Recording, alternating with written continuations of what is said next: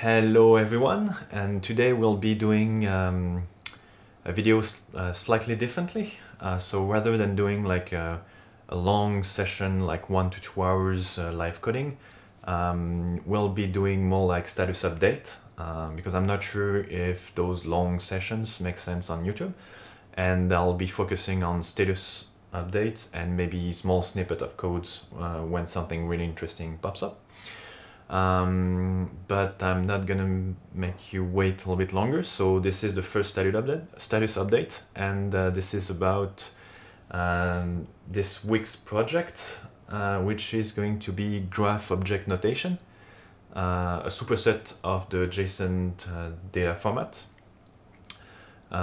which is backwards compatible with JSON. So if you use the parser from this project, you'll be able to parse regular JSON, but you also get a load of new features. So first of all, you'll get utility features like being able to add trailing commas to your objects or arrays. You'll be able to single quote strings, backward strings if you want to add new lines in it. You'll be able to add new ways to add numbers, comments as well, dates, which is one of the prompts that made me choose this project. Also sets and maps, because they are way underused and they are really useful in many situations. And the big thing is the references. So you'll be able to reference another object or another string within the same GON document. So this project comes from the need to be able to load graph data easily in JavaScript. So JavaScript inherently, by design, arrays and objects are references. So if you have like two variables referencing the same object, if you change a property of that object in one of those variables, it will change it for the second one as well, unless you do like immutable and stuff like this. But the base language is based around that reference model, which is very powerful for graph structures, but also very confusing for newcomers to JavaScript. And I will be building that data format to represent that graph structure in a serialized way. So it will not be super useful for other languages, although you could be loading that graph data and rebuilding a normal tree-like structure like JSON very easily in any language. But for instance, sets and maps will be not really useful for you. You might degrade them into objects and arrays, but this is mostly for JavaScript communications. And so one part is loading data into, for instance, a GraphQL endpoint. Very useful if you could just load a file with your static information rather than connecting a database or anything. And it's also something you can't really do straight away in JavaScript. You still need to define your object, and then you need to link them inside. So I'll show you that a little bit later, maybe in another video. But also to transfer that graph structure. So when you go through the GraphQL endpoint, you do your queries and stuff, what you get is actually a tree structure. So even though your base data might be a graph, what you send is a tree in the end.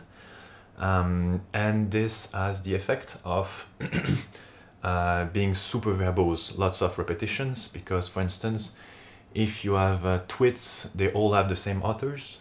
You don't need to add that tweet author and repeat the same author like 25 times, even though it's quite convenient on the React side if you want to display it, but it would be as convenient with a graph structure. So it will save lots of space and also keep it super human readable. So of course I'm working on it, because at the moment that library is not so human readable, but this will come eventually. So there are already a few ways I could be doing it, and I'll explain why I'm doing it this way. So the first way, so basically what I want is to be able to build a file a little bit like this, and load everything up to the corresponding JavaScript objects. So I'm not gonna stay on this too long, but the first thing is I could be using peg.js or any other parser, grammar generator available to build my parser. So it's really nice, it's quite user-friendly. I've been playing a little bit with it, and if you want to do slight modification, or if you have like a data structure that's not too complex, it's just fine.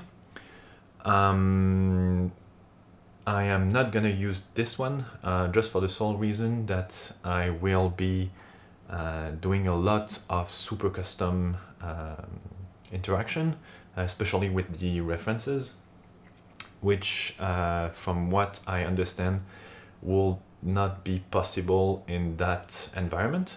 So I prefer doing it like from scratch and building my own limitations. There is another project which is called JacksonComplete, which is quite close to what I'm doing. So for instance, so I've loaded JacksonComplete into a code sandbox, and for instance, if I was to encode that object, I would get that string as a return. So basically what you would get is an array where the first element would be the root of your of what you're encoding. So here it's an object. So you see here it's object, so it's a whole 0. So the root is the object 0. Then I can see here object, and this one is the 0, 1, and then you get string 0, string 1, string 2, which represent my keys. So it's here test, valid, and date. And then here I get the values of those keys. So string 3, $2, which is true in that environment, and D0, which is date 0. So here I go, D0, this is number 0, and this represents, I guess, the timestamp. So it works very well. You can add as many objects as you want. You can do lots of strings, lots of things. The problem with it is really not human readable. So when you get used to it, it's fine. But if I were to add new keys, new object and stuff, I can see how you could be lost very, very quickly. And also because the graph structure is not really kept on that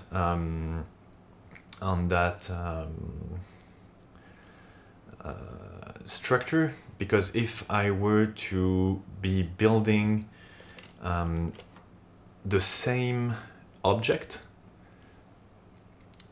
even though it's a different instance of the object, it would put it as the same object, which is kind of a problem, because if I were to change one of those instances, I might not want to change the two of them. So yeah, so I'm not going to use it. I'm still going to use lots of ways this library builds things. So like the flat structure or the semi-flat structure with the strings, then all the dates and all of things. So it's really definitely something I would be looking at. And the big player around the space is Falco. It's a framework from Netflix. Very convenient, lots of good ideas. The problem is it's quite difficult to implement. So you need a server, you need a library that runs on the front end as well. And yeah, so it's really good. It also came out about the same time as GraphQL became very, very popular. So it became just like eclipsed by GraphQL. But it just like brings a lot of good ideas. One of those is the ID of references that I'm going to use in my library. So you can see here, you get a genre list and like all the drama structure, for instance. And you'll get in those dramas, you'll get, for instance, a reference to a title by ID with the ID 234, which is House of Cards in that example. So basically, you would get a reference somewhere in your code, in your data format, more likely, that actually reference something within the same data file.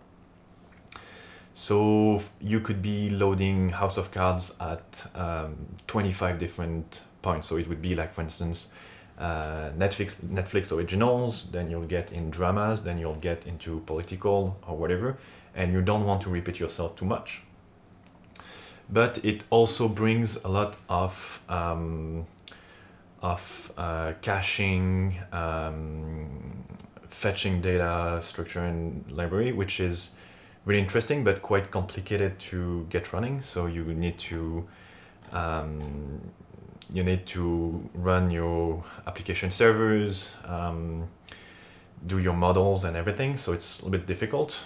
So I'm going to build my library around quite the same ideas as Falco, but around the GraphQL ecosystem, which I think is the dominant one if you compare utilization, and also because GraphQL still brings a little bit of that graph mindset. The last project I'm going to be using as an inspiration is JSON5, which is basically also a superset of JSON, but is more focused towards easier writability of the JSON file by humans. So allowing closer to RIS5 ways of writing things. So you can see mostly copy-pasted the README and added some features that I'm going to be building at some point. This project is way more mature, works great, and if you are interested in a slightly better looking JSON, this would be good for you, but I'm more looking towards the references and adding new structure and new data, like new instances, for instance, dates, sets, maps and stuff, than the cosmetics. But this is a very good start, and I am going to be getting some influences from that project as well. Alright, so I think that's all for the presentation, and I'll be running a small demonstration just in the next video. Alright, so see you there. Cheers!